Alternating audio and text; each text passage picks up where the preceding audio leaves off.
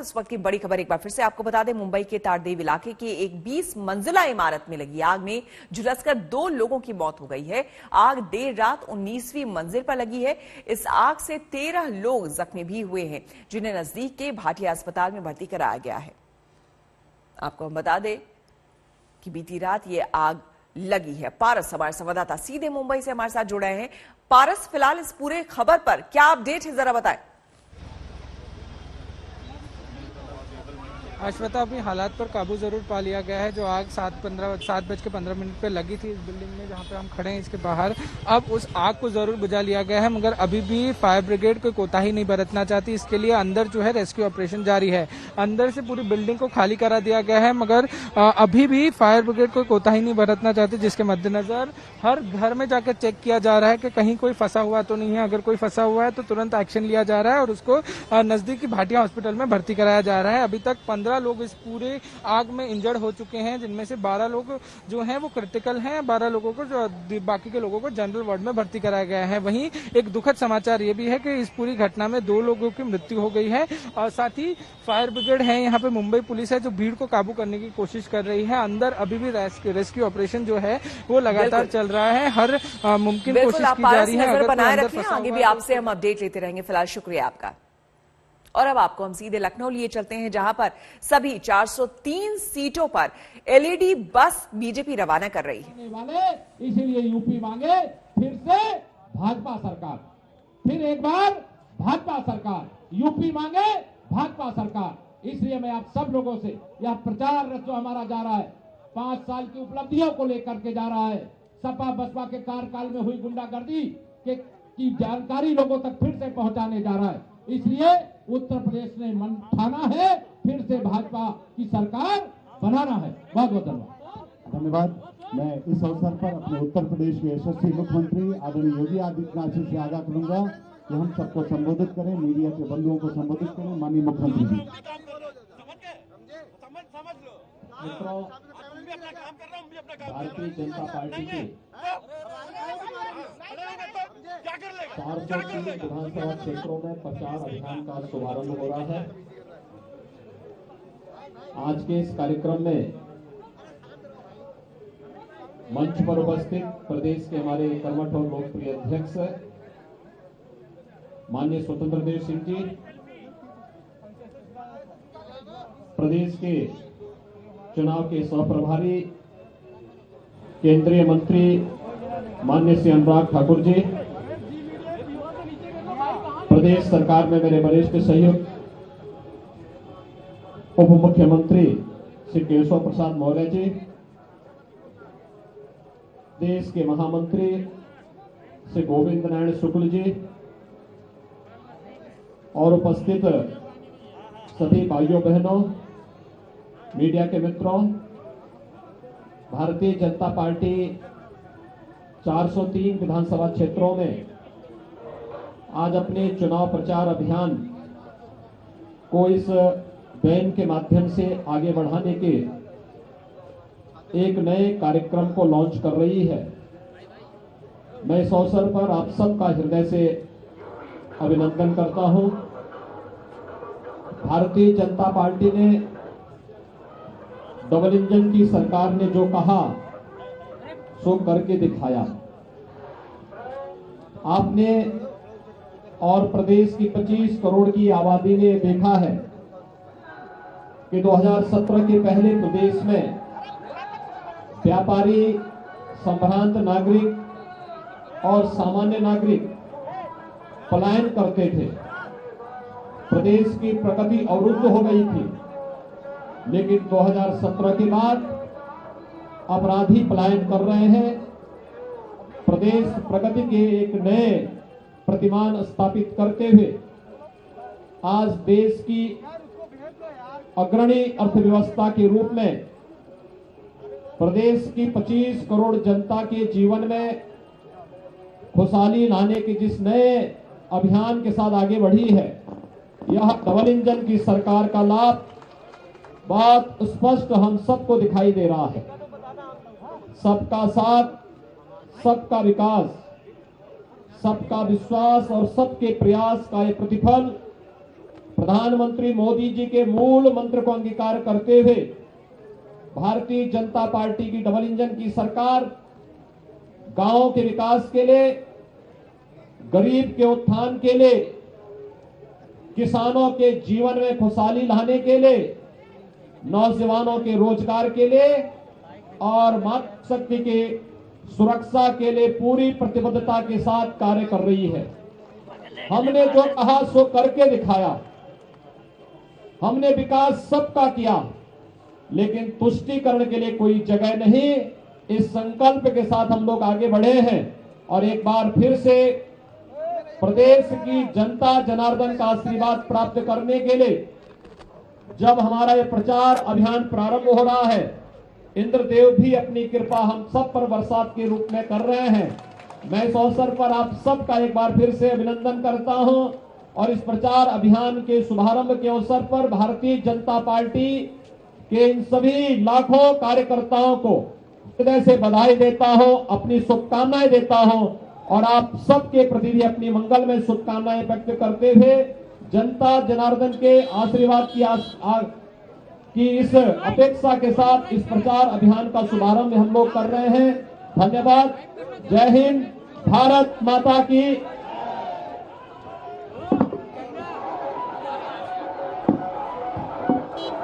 मित्रों, अब हमारा प्रचार वाहन गीत के साथ, संगीत के साथ और यूपी फिर मांगे भाजपा सरकार चालू करेंगे।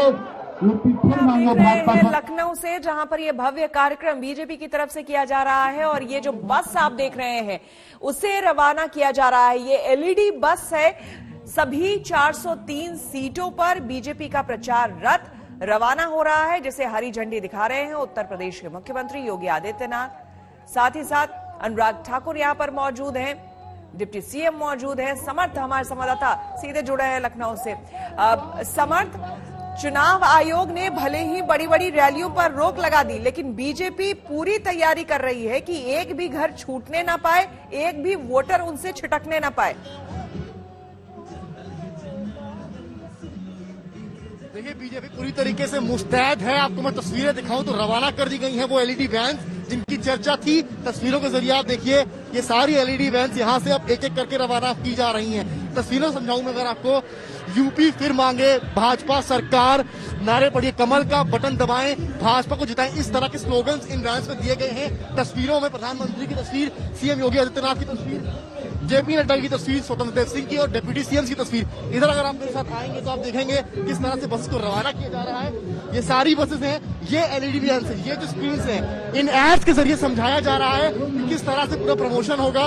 ये सारी वैन यहाँ से रवाना हो रही है, एक नहीं कई वैन से। आइए हम आपको दिखाएंगे। ये आप देख सकते हैं यहाँ पर, ये सारी वो वैन है, ये एलईडी स्क्रीन हैं जिनमें वो एड चल रहे हैं, जिनमें यूपी सरकार के काम को दिखाया गया है।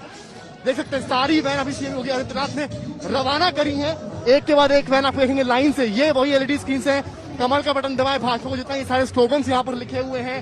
आप पीछे अगर देखेंगे तो आप देखेंगे इस तरह के स्लोगन्स लिखे हैं, गुंडा राज, भ्रष्टाचार पर किया प्रहार, यूपी फिर मांगे भाजपा सरकार। तो वर्चुअल मीडियम है, 403 विधानसभा सीट्स में, 403 विधानसभा सीट्स में बसेस जानी है। आप अंदाजा लगाइए वैन्स कितना इम्पैक्ट डालने वाली। चुनाव आयोग ने वर्चुअल माध्यम बताया है, रैलियों पर रोक लगा दी है। इन एलईडी वैन्स के जरिए अनाउंसमेंट्स करे जाएंगे, प्रधानमंत्री के संबोधनों को दिखाया जाएगा, सीएम के संबोधन को दिखाया जाएगा और यूपी सरकार ने जो 5 सालों में काम किया है उनको दिखाया जाएगा। एक के बाद एक वैन आप देख सकते हैं यहाँ पर, आज तक मैं तस्वीरें आपको दिखा रहा हूँ, एक के बाद एक वैन यहाँ पर रवाना किया जा रहा है।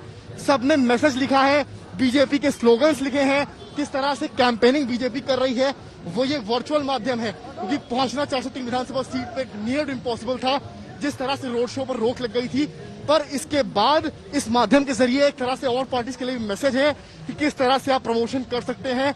बीजेपी वर्चुअली मजबूत है और ये एलईडी वैन्स जो हैं ये इसी का मजाहिरा प्रस्तुत करती हुई कि किस तरह से वैन्स एक एक करके आप देख रहे हैं हमारे कैमरे पे, एक एक करके यहाँ से जा रही। हालांकि मौसम खराब है पर उसके बाद भी यहाँ पर आप देख सकते हैं सारी वैन्स जो है यहाँ से रवाना हो गई बीजेपी ऑफिस से और 403 विधानसभा सीट्स में जाएंगी और बीजेपी ने जो कार्य किए हैं उनको अपनाएगी। हालांकि और भी दल हैं जो वर्चुअली काम कर रहे हैं, चाहे समाजवादी पार्टी हो या कांग्रेस हो, वो भी वर्चुअल वॉर में कूद चुके हैं। पर बीजेपी कहीं ना कहीं एक एज के साथ आगे नजर आती है। ये जितनी है कुल 430 इस तरह के वाहन हैं जो अलग अलग विधानसभा में जाने वाले हैं। इसकी तस्वीर आपको हम लगातार यहाँ पर दिखा रहे हैं, जिनमें टैगलाइन लिखी है, तस्वीरें सबसे ऊपर प्रधानमंत्री की बनी है, पीछे स्लोगन्स लिखे हैं, डेप्यूटी सीएम की तस्वीर बनी है और जो योजनाएं हैं, एलईडी जो स्क्रीन हैं, उनमें प्रधानमंत्री का संबोधन चलने वाला है। सीएम योगी आदित्यनाथ जो बोलेंगे वो चलेगा। तो एक तरह से जिन जिन विधानसभा में जाएंगी वहां बीजेपी का मैसेज क्लियर पहुंचेगा कि आखिर बीजेपी ने पहले क्या किया है और बीजेपी की सरकार अगर बनती है तो वो आने वाले सालों में क्या करेगी। ये दोनों पॉइंट्स बीजेपी ने प्रमुख करके एक तस्वीर देखिए आप, एलईडी स्क्रीन से ये इस तरह के एडवर्टीजमेंट इसमें चलेंगे। पीछे बैकग्राउंड में म्यूजिक भी लगातार बनाए रखें। आगे भी आपसे और हम जानकारी लेंगे। फिलहाल शुक्रिया। अमर जवान ज्योति इंडिया गेट की पहचान थी, लेकिन अब ये इतिहास बन चुकी है। अमर जवान ज्योति नेशनल वॉर मेमोरियल में मौजूद अमर जवान ज्योति में विलीन हो गई। इसके लिए बाकायदा आयोजन हुआ, पर इस तरह अखंड ज्योति के स्थानांतरण पर राजनीति की ज्वाला भड़क उठी।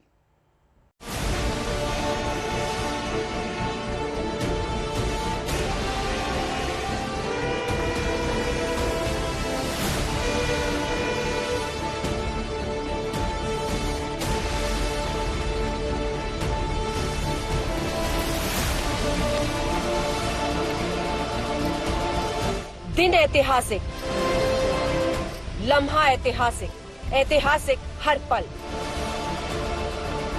इतिहास बन गए 50 साल।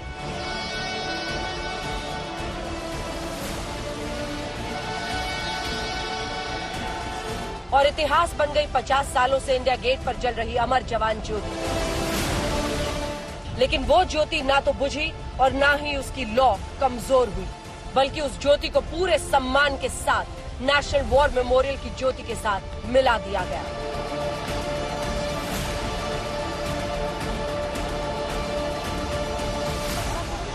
इंडिया गेट से अमर जवान ज्योति की शिफ्टिंग ऐतिहासिक इसलिए भी क्योंकि जिस वक्त पूरे देश के रोंगटे खड़े हो रहे थे, उसी वक्त विरोध में सियासी आवाज बुलंद की जा रही थी। यूथ कांग्रेस के कार्यकर्ता सरकारी फैसले के खिलाफ प्रदर्शन कर रहे थे।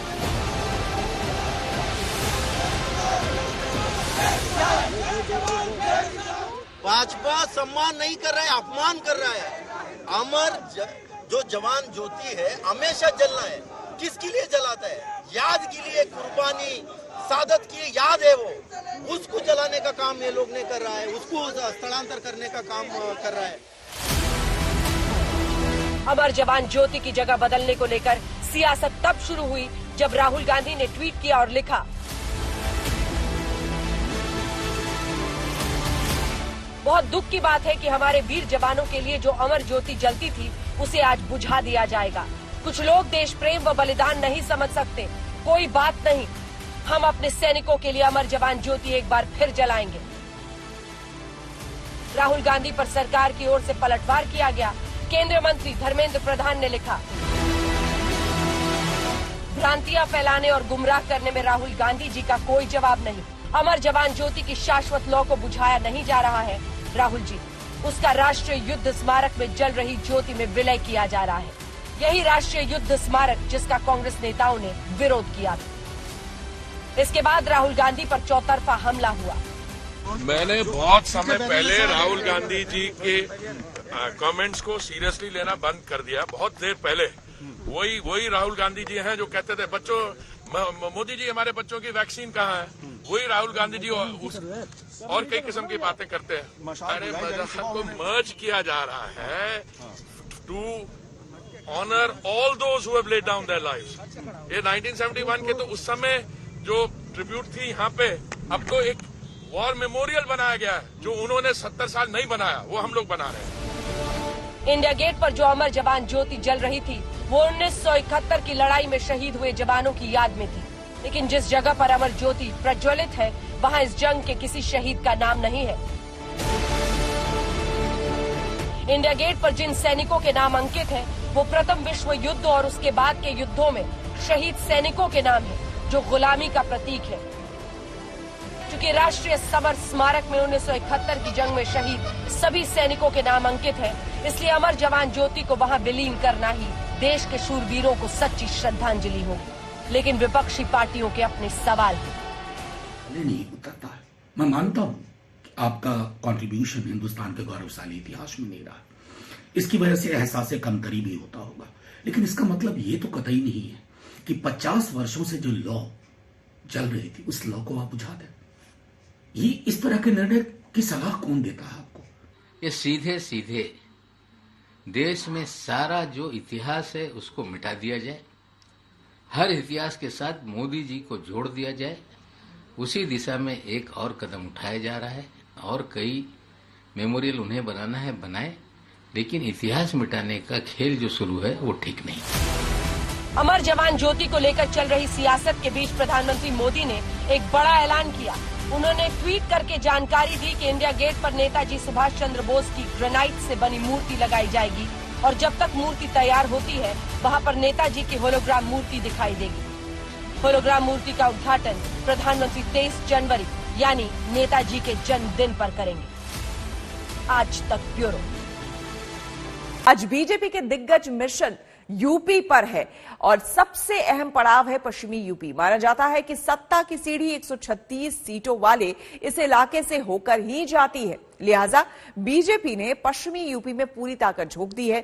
आज गृह मंत्री अमित शाह खुद कैराना पहुंच रहे हैं, तो पार्टी अध्यक्ष जेपी नड्डा का भी बिजनौर और गजरौला में कार्यक्रम है। उधर मुख्यमंत्री योगी आदित्यनाथ अलीगढ़ और बुलंदशहर में चुनावी कार्यक्रम में शामिल होने वाले हैं, यानी कि एक साथ तीन दिग्गजों ने मोर्चा संभाल लिया है। दूसरी ओर बीजेपी ने कुछ देर पहले ही 403 सीटों के लिए 403 एलईडी रथों को रवाना कर दिया है। सीएम योगी और अन्य दिग्गजों ने लखनऊ में एलईडी रथों को हरी झंडी दिखाई है। तो अब से कुछ देर पहले की आपको तस्वीरें हम दिखा रहे हैं। देखिए किस तरह से यह हाईटेक एलईडी बसें तैयार की गई है सभी 403 सीटों के लिए, जिन्हें अब से कुछ देर पहले लखनऊ से रवाना किया है हरी झंडी दिखाकर उत्तर प्रदेश के मुख्यमंत्री योगी आदित्यनाथ ने।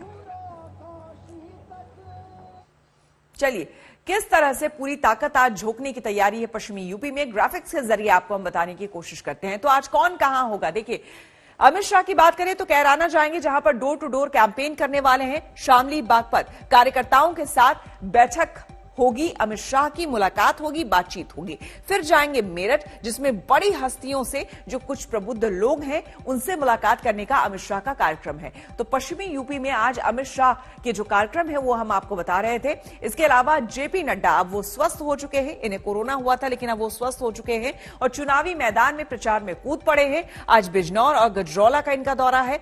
बिजनौर जब जाएंगे तो संगठन की यहां पर वो बैठक लेंगे, वहां पर बातचीत होगी। और गजरौला की अगर हम बात करें तो गजरौला में कार्यकर्ताओं के साथ मंथन होना है, आगे की रणनीति किस तरह से होगी इसको लेकर मंथन किया जाएगा। वही तीसरा बड़ा चेहरा यानी कि उत्तर प्रदेश के मुख्यमंत्री खुद योगी आदित्यनाथ जो है वो आज अलीगढ़ जाने वाले हैं और बुलंदशहर जाने वाले हैं। अलीगढ़ में इनका डोर टू डोर कैंपेन होने वाला है, घर घर जाकर लोगों से मुलाकात करेंगे और चुनावी प्रचार करेंगे। साथ ही साथ बुलंदशहर में भी घर घर जाकर प्रचार का इनका कार्यक्रम है, क्योंकि बीजेपी का डोर टू डोर कैंपेन जो है वो चल रहा है ऐसे समय में जबकि आपको बता दें कि चुनाव आयोग की तरफ से पाबंदी थी, कोई बड़ी रैली नहीं कर सकते हैं आप, कोई चाहे वो मोटरसाइकिल रैली हो, चाहे वो साइकिल रैली हो या किसी तरह की और रैली नहीं कर सकते हैं। उस बीच इस तरह की रैली और ये जो तस्वीरें आपको हम दिखा रहे हैं ये सभी हाईटेक एलईडी बसेस हैं। 403 ये बसेस हैं जो कि अब से कुछ देर पहले रवाना की गई हैं लखनऊ से, जिसे हरी झंडी दिखाया है खुद उत्तर प्रदेश के मुख्यमंत्री योगी आदित्यनाथ ने। यहां पर अनुराग ठाकुर भी, केंद्रीय मंत्री अनुराग ठाकुर यहां पर मौजूद थे, डिप्टी सीएम यहां पर मौजूद थे और इन सभी ने हरी झंडी दिखाकर 403 सीटों पर बीजेपी के इस प्रचार रथ को रवाना किया है। इसमें तमाम वो एड्स हैं और बीजेपी के जितने भी काम बीजेपी ने किया है वो तमाम चीजें जो है ये एलईडी बसेस लोगों तक पहुंचाएगा। तो किस तरह से पश्चिमी यूपी में, जिसको बताया जाता है कि पश्चिमी यूपी अगर आपने जीत लिया, ये किला अगर आपने जीत लिया तो रास्ता आपका लखनऊ की ताज तक का खुल जाता है, उसी पर पूरा फोकस है। और पश्चिमी यूपी पर पूरा फोकस करते हुए आज अमित शाह यहां पर मौजूद है पश्चिमी यूपी में। जेपी नड्डा जो कि बीजेपी के राष्ट्रीय अध्यक्ष हैं वो यहां पर मौजूद हैं, उनकी सभाएं होंगी। साथ ही साथ उत्तर प्रदेश के मुख्यमंत्री का भी कार्यक्रम है। इससे पहले कैराना को लेकर के आपको हम बता देते हैं योगी आदित्यनाथ ने क्या हमला किया था, जरा सुनिए।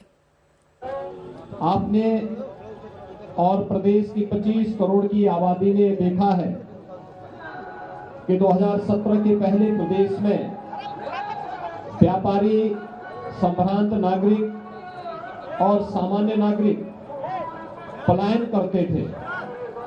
प्रदेश की प्रगति अवरुद्ध हो गई थी, लेकिन 2017 के बाद अपराधी पलायन कर रहे हैं।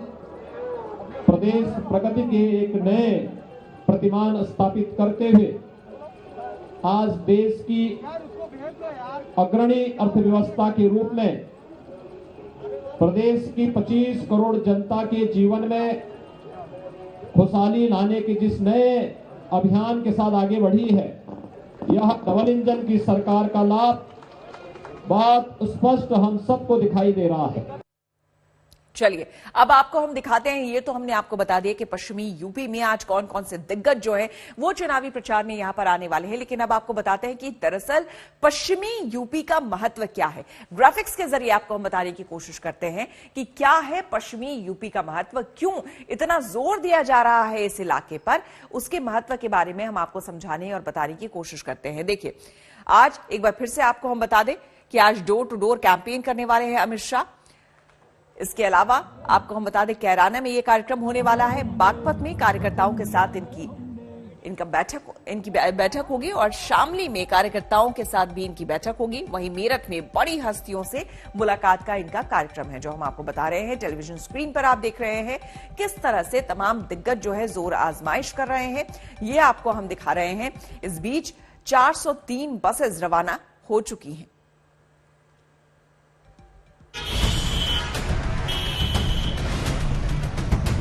लोग अपना पुश्तैनी घर छोड़कर पलायन के लिए मजबूर हो गए थे।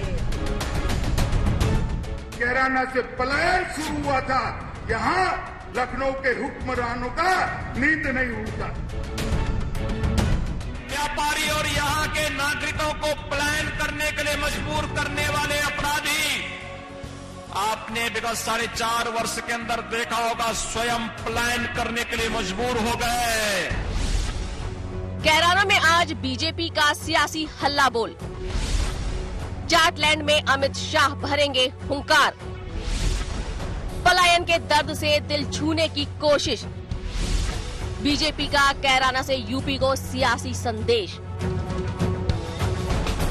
जिस पश्चिमी उत्तर प्रदेश के किले को बीजेपी के लिए इस बार मुश्किल माना जा रहा था, जिस पश्चिमी यूपी में किसानों की नाराजगी की बात कहकर ये दावा किया जा रहा था कि बीजेपी के लिए ये डगर मुश्किल है, उसी पश्चिमी उत्तर प्रदेश में बीजेपी पूरे दम खम के साथ उतर रही है। मोर्चा संभाल रहे हैं खुद बीजेपी के चाणक्य अमित शाह। यूपी में चुनाव की तारीखों के ऐलान के बाद आज पहली बार अमित शाह प्रचार रण में उतर रहे हैं और आगाज कर रहे हैं कैराना से। उसी कैराना से जहां घर बिकाऊ है लिखे शब्दों ने 2017 से ही सियासत को नया मोड़ दिया था, जहां पलायन के दर्द को बीजेपी ने बार बार याद दिलाया और इस बहाने विरोधियों पर वार किया। जिस कैराना को बीजेपी ने सियासी विरोधियों की दुखती नब्ज बना दिया था। साल तक ये बसपा सपा का खेल चलता रहा और उसने उत्तर प्रदेश को बर्बाद करके रखा। उत्तर प्रदेश और की कानून और व्यवस्था की स्थिति कैसी थी, मेरा तो खून खौल जाता था। पश्चिमी उत्तर प्रदेश से कैराना से पलायन शुरू हुआ था, यहाँ लखनऊ के हुक्मरानों का नींद नहीं उड़ता था। आज मैं कहने आया हूं, उत्तर प्रदेश के अंदर किसी की हिम्मत नहीं है पलायन करने की, पलायन कराने वालों का पलायन हो चुका। अमित शाह के प्रचार की शुरुआत कैराना से करने के खास मायने हैं। इस शुरुआत से बीजेपी तुष्टीकरण को लेकर अखिलेश यादव को घेरना चाहती है और हिंदुओं की लामबंदी चाहती है। खुद योगी कैराना आकर पलायन कर चुके लोगों की वापसी करा चुके हैं और अब शाह कैराना से यूपी को संदेश देना चाहते हैं। अमित शाह के वेस्टर्न यूपी के दौरे की जबरदस्त तैयारी की गई है। शाह यहां पलायन पीड़ित परिवारों से मिलेंगे। कैराना में शाह घर घर जाकर प्रचार करेंगे। दोपहर 2:30 बजे शाह का जनसंपर्क अभियान शुरू होगा। शामली और बागपत में शाह बीजेपी कार्यकर्ताओं से मिलेंगे। मेरठ में गृह मंत्री चुनिंदा प्रबुद्ध लोगों से भी मुलाकात करेंगे। यूपी में पार्टी के प्रचार के लिए शाह के तूफानी दौरे का ऐलान पहले ही हो चुका है और अब इसकी शुरुआत कैराना से करके उन्होंने जता दिया है कि बीजेपी के इरादे बुलंद हैं। ब्यूरो रिपोर्ट आज तक। हमारे संवाददाता समर्थ हमारे साथ जुड़े हैं ज्यादा जानकारी के साथ। समर्थ, आज पश्चिमी यूपी में ताबड़तोड़ एक तरह से कह ले कि दिग्गज जो हैं वो वहां पर सभा करने वाले हैं, डोर टू डोर कैंपेन करने वाले हैं और कहीं ना कहीं अमित शाह का कैराना से शुरुआत करना इस पूरे अभियान का जताता है कि आगे बीजेपी की रणनीति क्या रहने वाली है। देखिए, भारतीय जनता पार्टी की टॉप लीडरशिप आज पश्चिमी यूपी में कूच करने वाली है और ये एक बड़ी चीज है क्योंकि पश्चिमी यूपी को लेकर लगातार ये चर्चा थी कि किसान आंदोलन की वजह से वहां पर जाट, मुस्लिम या अन्य जो समुदाय हैं वो बीजेपी से नाराज चल रहे हैं, तो उसको मेकओवर करने के लिए ये दौरे अहम है। न केवल अमित शाह, सीएम योगी आदित्यनाथ, स्वतंत्र देव सिंह जो कि यूपी बीजेपी चीफ हैं, नड्डा, ये सभी प्रमुख चेहरे जो हैं वो सब जा रहे हैं पश्चिमी यूपी। सीएम योगी अलीगढ़ रहेंगे तो वहीं अमित शाह कैराना जा रहे हैं। कैराना मुद्दा बेहद अहम है बीजेपी के लिए। 17 में भी बीजेपी ने इसी मुद्दे को उठाया और इस बार भी बीजेपी इसी मुद्दे को उठा रही है। कुछ एक महीना पहले सीएम योगी आदित्यनाथ उन परिवारों से मिले थे जो कैराना से पलायन करके गए थे। आज अमित शाह उसी तर्ज पर उन परिवारों से कैराना जाकर मुलाकात करेंगे।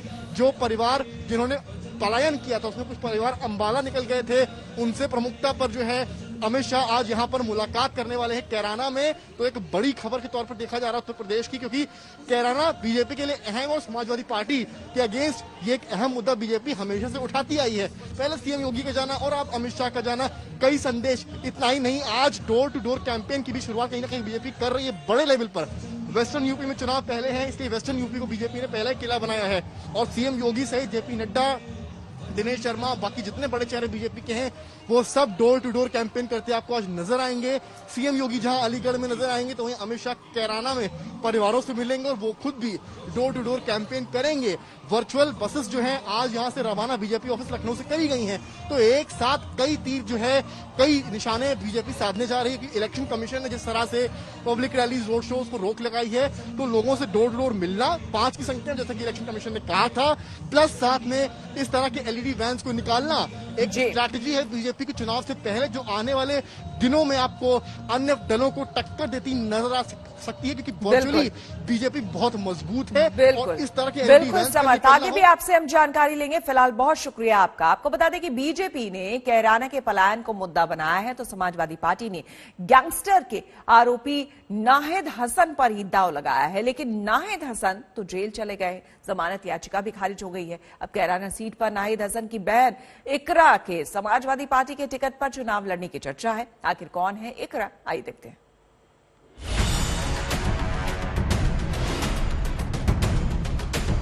यूपी में कैराना सीट पर समाजवादी पार्टी के उम्मीदवार नाहिद हसन की गिरफ्तारी के बाद सवाल ये उठ रहा है कि अब कैराना से समाजवादी पार्टी का चेहरा कौन होगा। ऐसे में खबरें ये आ रही हैं कि समाजवादी पार्टी नाहिद हसन की बहन इकरा हसन को चुनाव लड़ाने की तैयारी में है। हालांकि इकरा हसन इन बातों को अफवाह बता रही है और दावा कर रही है कि अब भी कैराना से समाजवादी पार्टी के कैंडिडेट उनके भाई नाहिद हसन ही हैं। हम आपको बता दें कि शामली में कैराना की फास्ट ट्रैक कोर्ट ने नाहिद हसन की जमानत याचिका मंगलवार को खारिज कर दी थी। आधे घंटे तक चली सुनवाई के बाद नाहिद हसन की मुश्किलें उस वक्त और बढ़ गई जब उनकी जमानत खारिज कर दी गई। इससे पहले शनिवार यानी 15 जनवरी को गैंगस्टर की कार्रवाई में नाहिद हसन को जेल भेज दिया गया था। बता दें कि कैराना से समाजवादी पार्टी विधायक नाहिद हसन, उनकी मां पूर्व सांसद तबस्सुम हसन समेत 40 लोगों को गैंगस्टर एक्ट के तहत मामला दर्ज किया गया था। नाहिद हसन को गिरोह का लीडर बताते हुए कहा है कि इनकी आम जनता के बीच शोहरत ठीक नहीं है। ऐसे में कैराना से नाहिद हसन की बहन इकरा के चुनाव लड़ने की चर्चा है। 28 साल की इकरा ने लंदन से पढ़ाई की है और लंदन में वो सीए का विरोध करते हुए नजर आई थी। आज तक ब्यूरो। उत्तर प्रदेश की 4 बड़ी पार्टियों के चेहरे साफ हो गए हैं, लेकिन जनता अब किस पर भरोसा करती है, इसके लिए वादों का पिटारा भी खोला जा रहा है। महिलाओं के कार्ड के बाद अब कांग्रेस ने युवाओं को रोजगार के सपने यूपी की जनता को दिखाए हैं। वहीं अखिलेश यादव मुफ्त बिजली और पेंशन योजना के साथ मैदान पर हैं।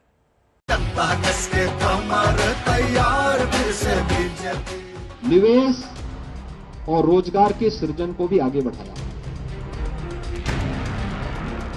यहाँ के किसानों की आय दोगुनी नहीं हुई, महंगाई बढ़ी है, बेरोजगारी बढ़ी है। तकरीबन 16 लाख युवाओं ने रोजगार खोया है। प्रत्येक को सुरक्षा, लेकिन तुष्टीकरण किसी का नहीं।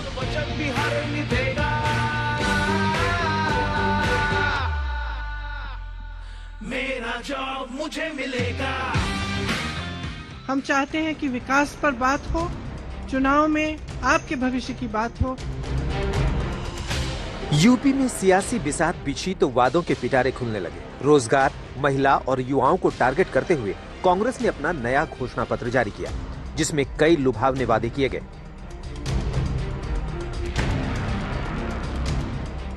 $20 लाख सरकारी नौकरियों की गारंटी, 8 लाख नौकरियां सिर्फ महिलाओं के लिए होंगी। शिक्षकों के 1.5 लाख खाली पद भरे जाएंगे। 30 साल से कम उम्र के उद्यमियों को प्राथमिकता मिलेगी।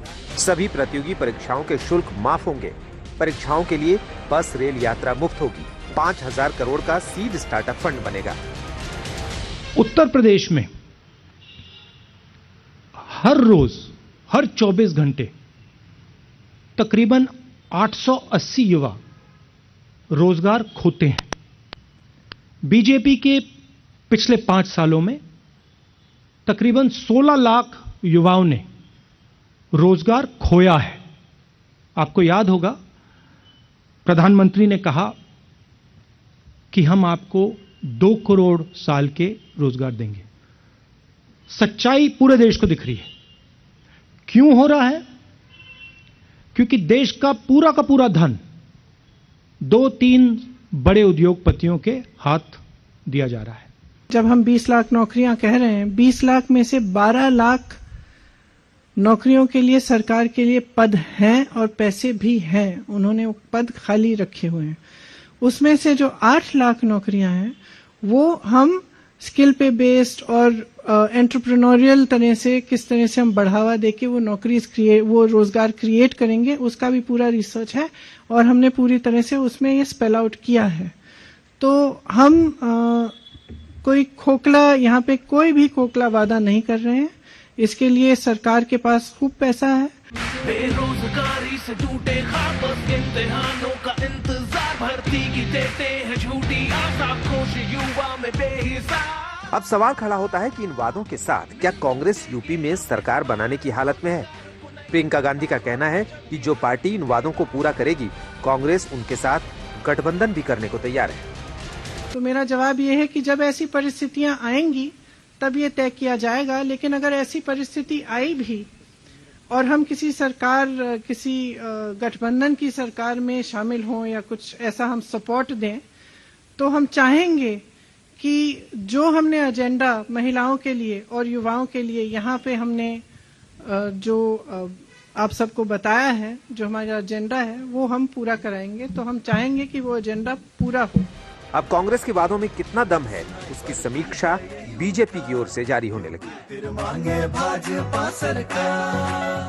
लड़की हूँ, लड़ सकती हूँ, जिसमें वो फोटो आता था वही चली गई छोड़ के कांग्रेस, और उसने जो स्टेटमेंट दिया उसको देख लो। ये राहुल गांधी जी जो घोषणा पत्र जारी कर रहे हैं, इन्होंने हमारे राजस्थान में आकर के भी कहा कि 10 तक की गिनती होगी तब तक किसानों का कर्जा माफ हो जाएगा। कल परसों बहुत से किसानों की जमीन जब बिकने लगी और किसानों ने हल्ला किया कि साहब ये क्या कर रहे हो, आप कर्जा माफ नहीं कर रहे हो, हमारी जमीनें बिक रही है रोडा एक्ट के तहत। वोट के वादों की झड़ी लगाने में कोई पीछे नहीं है। समाजवादी पार्टी ने भी मुफ्त बिजली से लेकर किसानों तक के लिए कई ऐलान किए, जिसके लिए समाजवादी पार्टी के कार्यकर्ता डोर टू डोर नाम लिखाओ अभियान चला रहे हैं। सरकारी कर्मचारियों को लुभाने के लिए पेंशन योजना फिर से बहाल करने का भी वादा किया। तो वहीं बीजेपी की ओर से भी एक के बाद एक वादों की सौगात जारी की जा रही है। हम समाजवादी लोग जब सरकार बना लेंगे तो 300 यूनिट घरेलू बिजली फ्री होगी। 35 किलो राशन दिसंबर, जनवरी, फरवरी और मार्च में फ्री में देंगे। पुरानी पेंशन व्यवस्था की बहाली होगी जब समाजवादी सरकार उत्तर प्रदेश में बनेगी। राशन में चावल और गेहूं ही नहीं मिलेगा, अब उसमें दाल भी देंगे, तेल भी देंगे और नमक भी देंगे। विपक्ष ने वादों का पिटारा खोला है तो सरकार चुनावी तोहफों की अंबार लगा रही है। आशा वर्कर्स और छात्रों को स्मार्टफोन, टैबलेट बांटे गए। किसानों के खाते में सीधे 2-2 हजार ट्रांसफर करने का वादा किया गया। शिलान्यास और लोकार्पणों की तो बाढ़ लग गई। हर चुनाव की यही कहानी है। चुनाव से पहले वोटरों को न जाने कितने सपने दिखाए जाते हैं। वादों की बौछार होती है। जनता इस पर कितना भरोसा करती है, इसका फैसला 10 मार्च को हो जाएगा।